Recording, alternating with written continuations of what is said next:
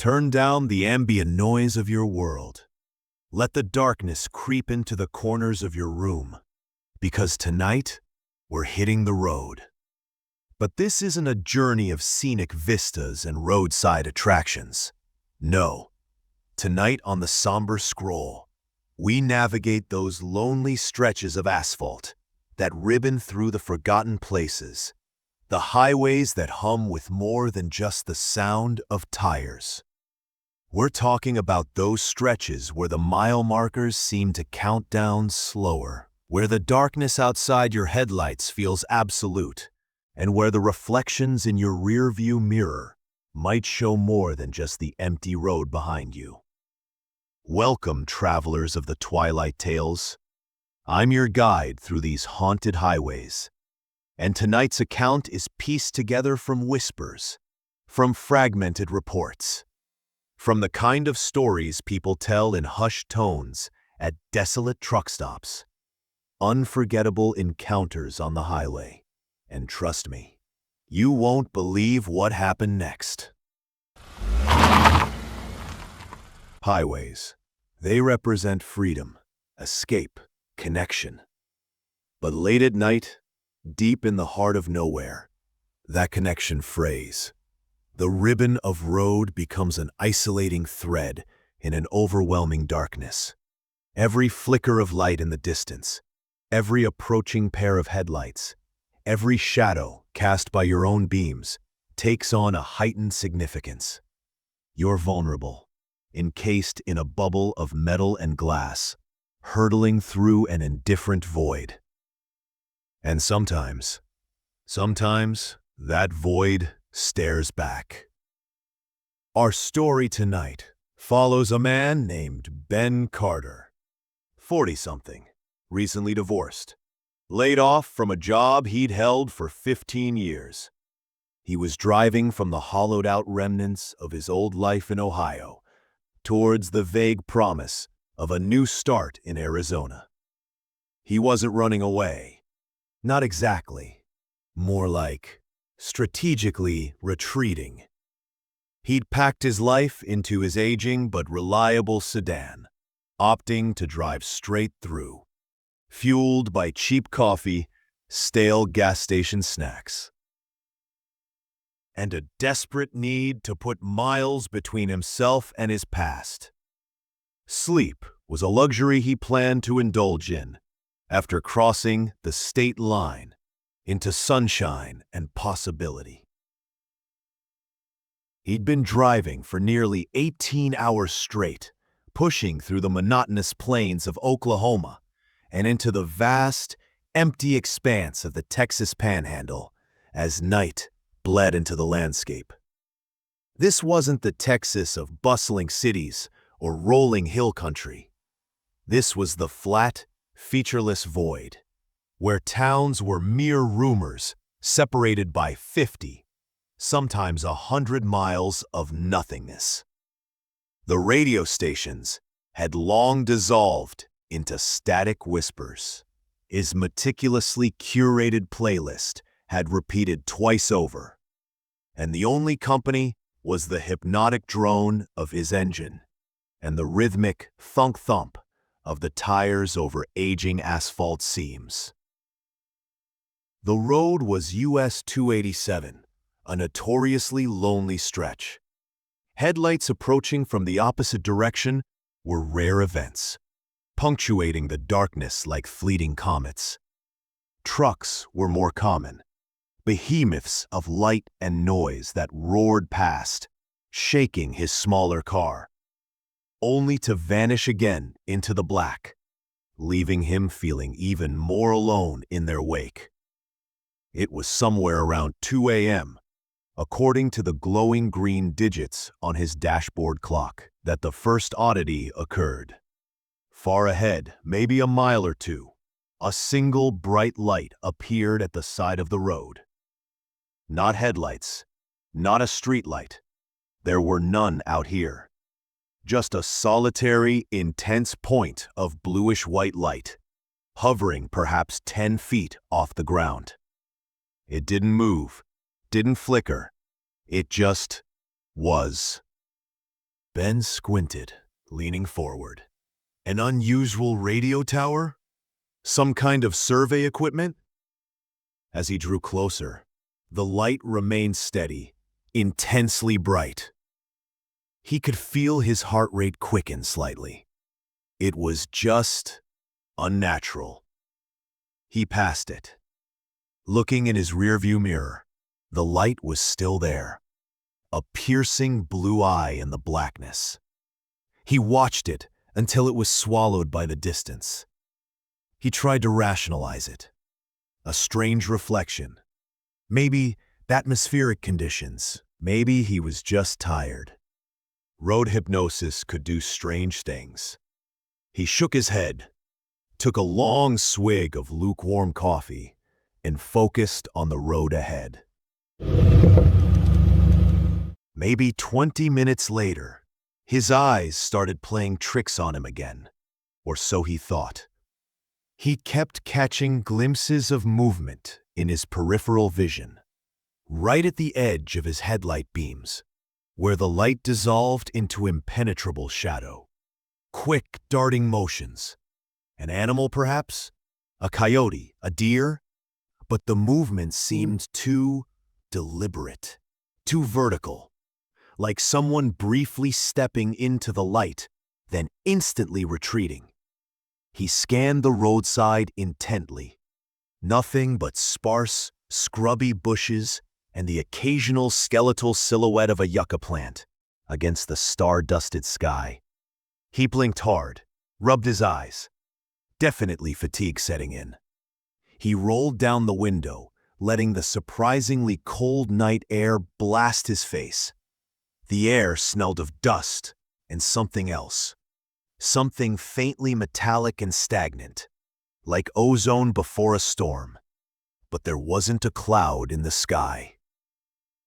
He rolled the window back up, the drone of the engine sealing him back into his isolated world. That's when he saw it clearly for the first time. Standing perfectly still by the shoulder, just beyond the reach of his high beams, was a figure. Tall, impossibly thin, dressed in dark, ragged clothing that seemed to absorb the light. Its posture was unnatural, rigid, like a poorly assembled mannequin. It wasn't facing the road, nor facing away. It was angled slightly towards his approaching car. But its head, or what he assumed was its head, as it was shrouded in shadow, remained fixed, looking straight out into the darkness, perpendicular to the highway. Ben's blood ran cold. His foot instinctively eased off the accelerator. A hitchhiker?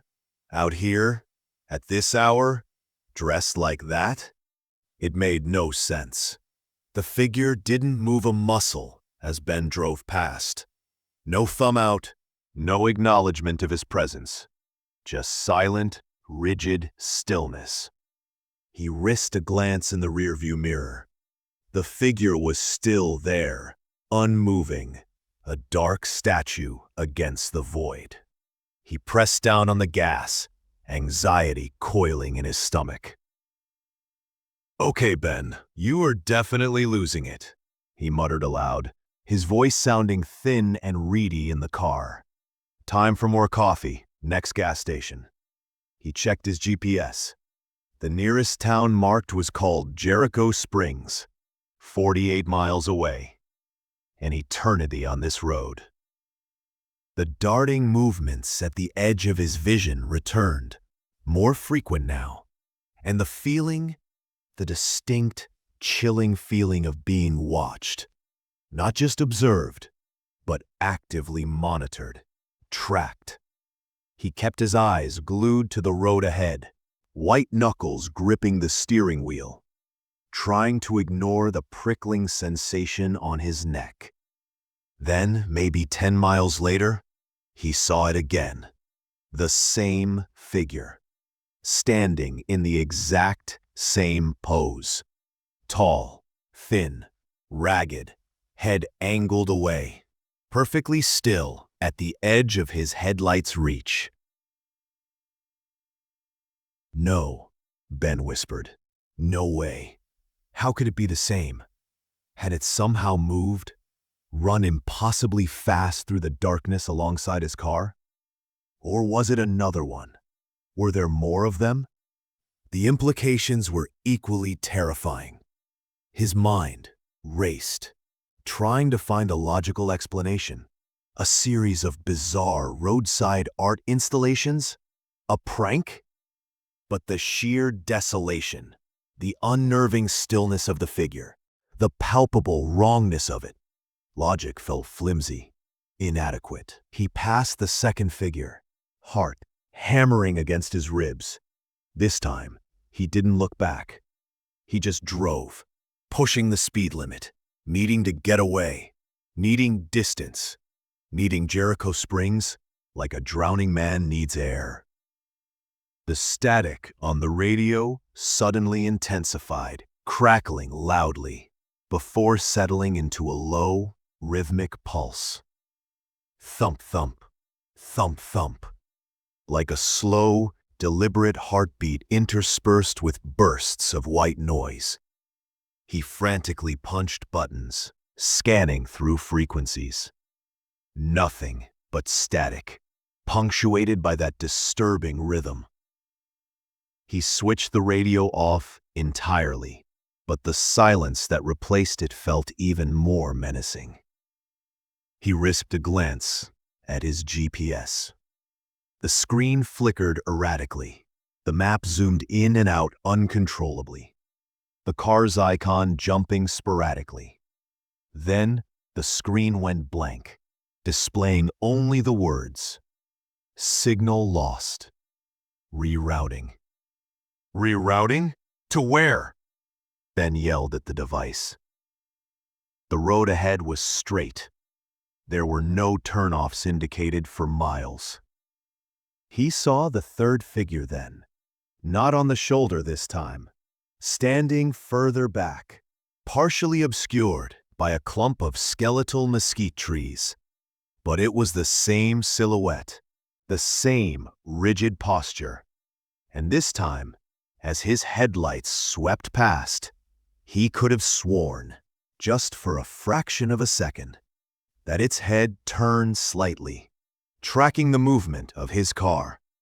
2 points of faint, reflected light glinted from the shadowed face, like animal eyes catching the beam. Panic clawed at his throat. This wasn't fatigue. This wasn't imagination. Something was terribly wrong on this highway. He floored the accelerator, the old sedan's engine whining in protest. He didn't care about the speed limit anymore. He just needed to escape this gauntlet of silent sentinels. The car fishtailed slightly on a patch of loose gravel, and he fought to keep control. Bang! A loud noise, like a gunshot or a backfire, erupted from under the hood. The car lurched violently. Warning lights flashed across his dashboard. Oil pressure low, engine temp high, check engine.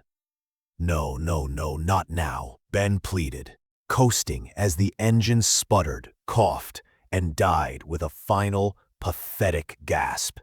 He wrestled the car onto the shoulder, the tires crunching on gravel before rolling to a stop. Silence. Absolute, deafening silence, broken only by the frantic thumping of his own heart and the faint ticking of the cooling engine. He was stranded, miles from anywhere, on a highway haunted by silent, watchful figures. He sat there for a long moment, paralyzed by fear and disbelief. He tried the ignition. Nothing. The engine wouldn't even turn over. Dead. Completely dead. He slammed his fist on the steering wheel, a wave of helpless fury washing over him. He took deep breaths, trying to quell the rising panic. Okay, assess. He had water, some snacks, a flashlight, a basic toolkit, though he was useless with cars, and a phone. He grabbed it, relief surging momentarily before crushing disappointment set in. No service, not a single bar. Of course, he was utterly alone. Or was he?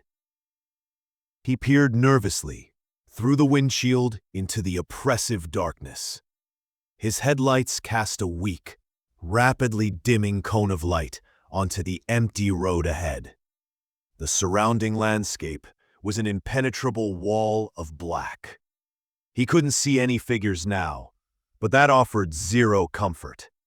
He felt their presence, felt their unseen eyes fixed on his vulnerable, disabled vehicle.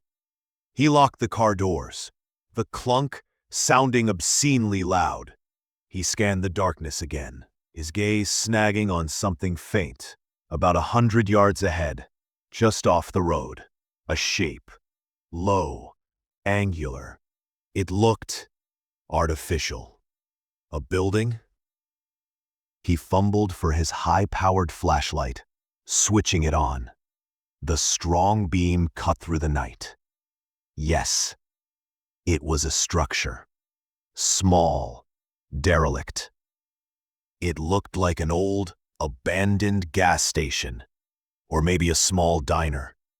The kind that died out when the interstate bypassed these lonely highways decades ago.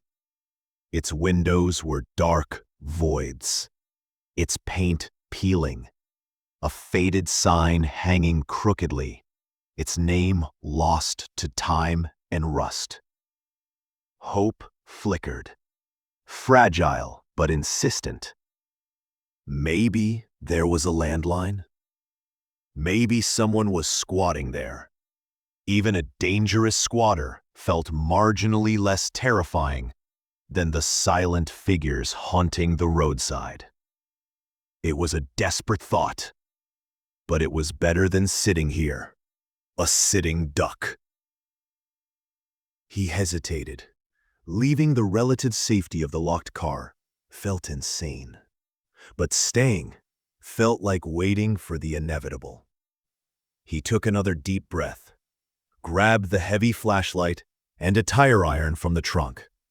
For protection, though against what? He didn't dare specify, and cautiously opened the car door. The night air was cold and still. The silence pressed in, broken only by the crunch of his own footsteps on the gravel shoulder. He kept the flashlight beam moving, sweeping the darkness around him, heart pounding with every snap of a twig, every rustle of unseen nightlife. He reached the edge of the asphalt and started towards the derelict building. The tire iron held tight in his sweaty grip. The building loomed larger as he approached, exuding an aura of profound neglect and desolation. The windows were indeed broken or boarded up. The front door hung open, crooked on its hinges, revealing a black, unwelcoming interior. The air around it was stagnant, carrying the smell of decay, rodent droppings, and something else. That faint, metallic tang he'd smelled earlier, stronger now. "Hello?" he called out, his voice cracking. "Is anyone here?" Only the echo of his own voice answered, swallowed by the building's waiting silence. He stepped onto the cracked concrete apron in front of the building, flashlight beam probing the darkness within the open doorway. He could see overturned tables, ripped vinyl booths, a long counter covered in dust and debris. Standard abandonment. He took a hesitant step inside. The air was thick, suffocating. Dust motes danced in his beam. The smell was stronger here, almost nauseating. He swept the light around. Graffiti covered some walls, faded and crude. Empty cans and bottles littered the floor. Then, his light fell on something behind the counter. Not debris.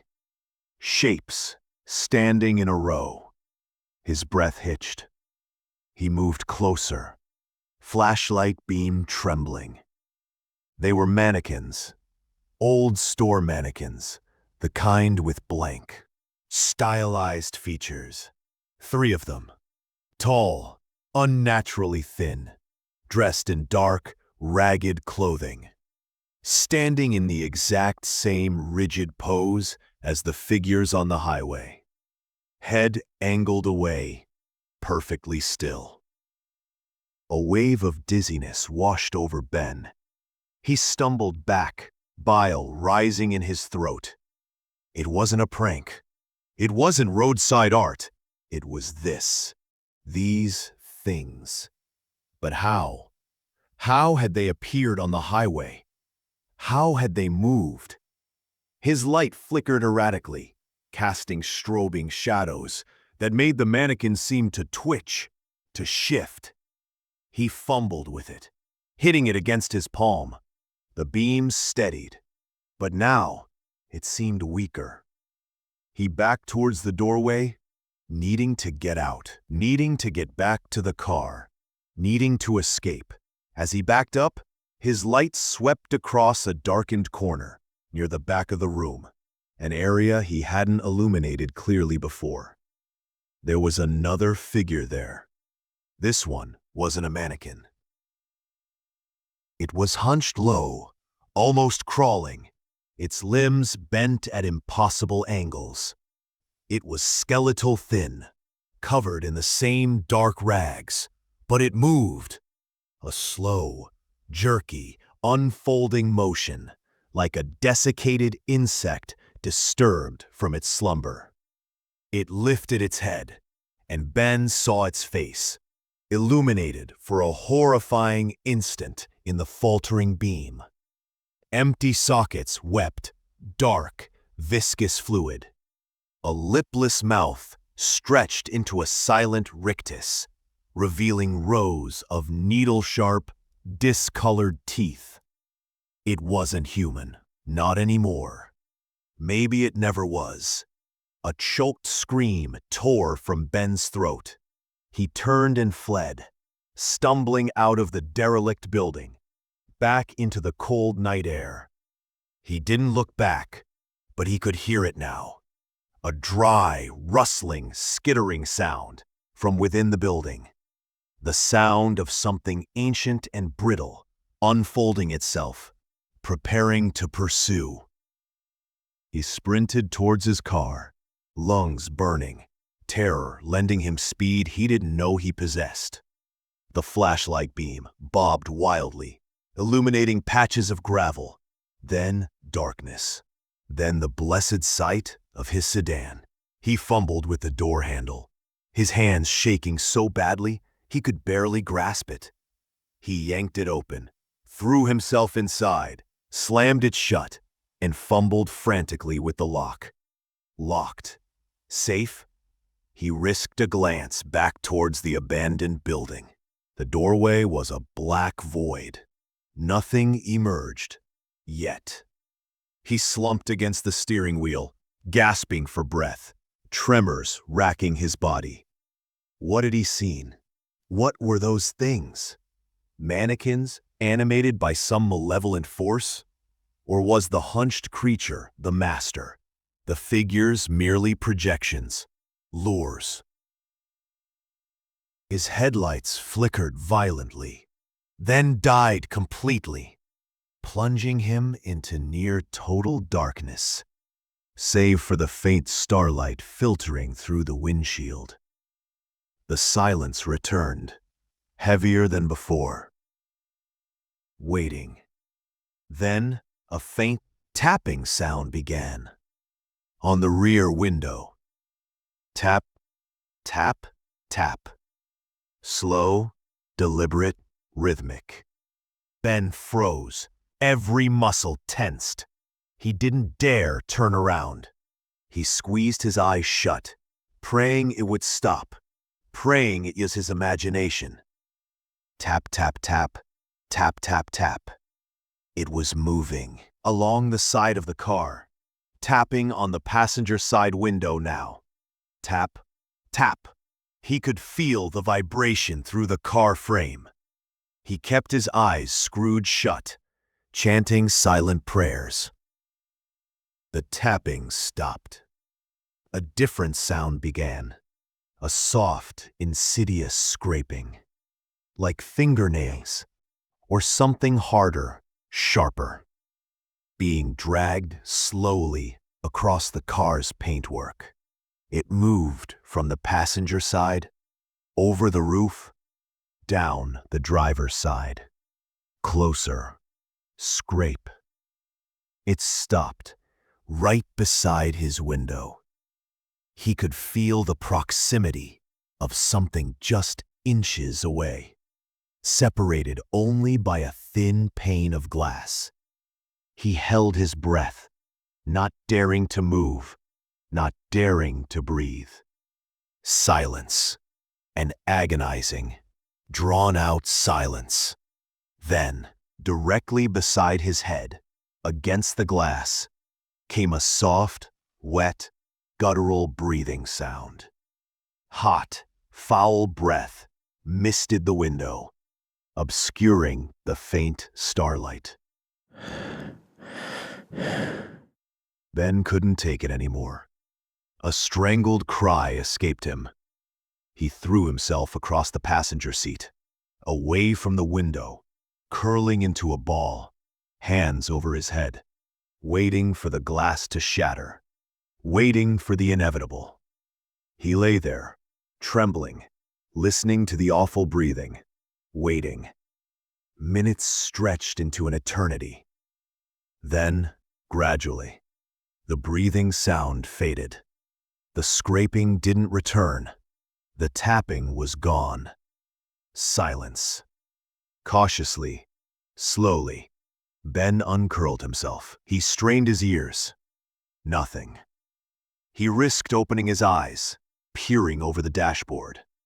The mist on the driver's side window was slowly dissipating. Outside, there was only darkness. Had it gone? Had it given up?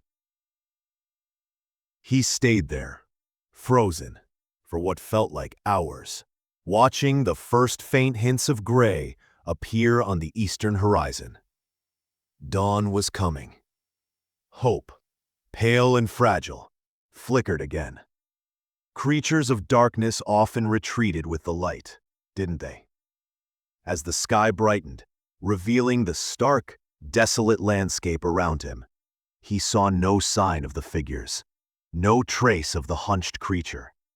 The abandoned gas station stood silent and menacing in the distance, but nothing stirred when the sun finally crested the horizon, bathing the highway in the clean, unforgiving light of morning. Ben felt brave enough to move. He checked his phone again. Still no service. He tried the ignition on a whim. Nothing. He had no choice. Jericho Springs was still miles away, but walking seemed infinitely preferable to spending another night here. He gathered his water, the tire iron, and took one last look around. His car was covered in long, thin scratches, gouged deep into the paintwork on all sides. Tangible proof of the night's horror. He started walking, staying in the middle of the road, scanning the landscape constantly.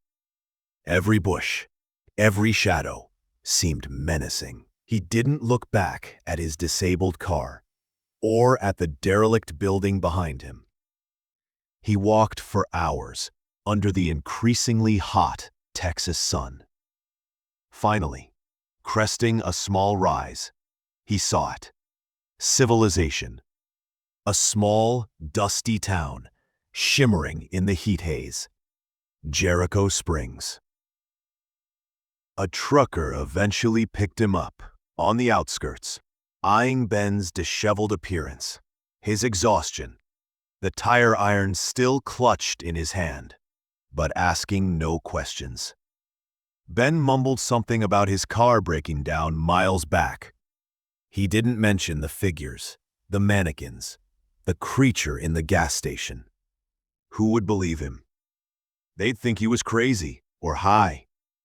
He got his car towed.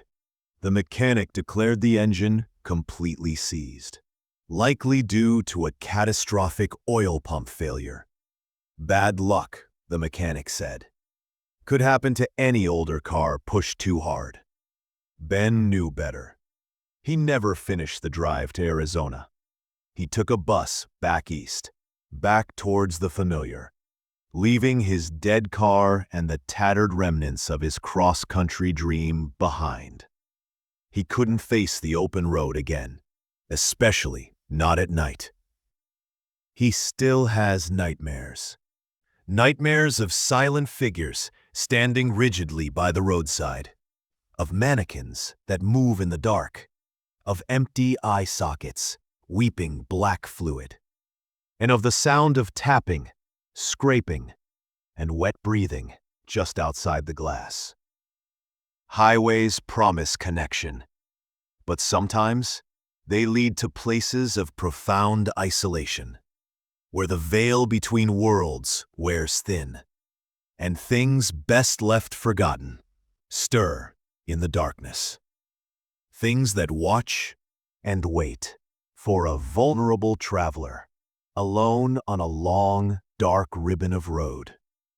So the next time you're driving late, pushing through the miles, and you see something strange at the edge of your headlights, maybe it's just fatigue, maybe it's just your imagination, or maybe you've just become another unforgettable encounter on the highway. Drive safe, and perhaps don't drive alone.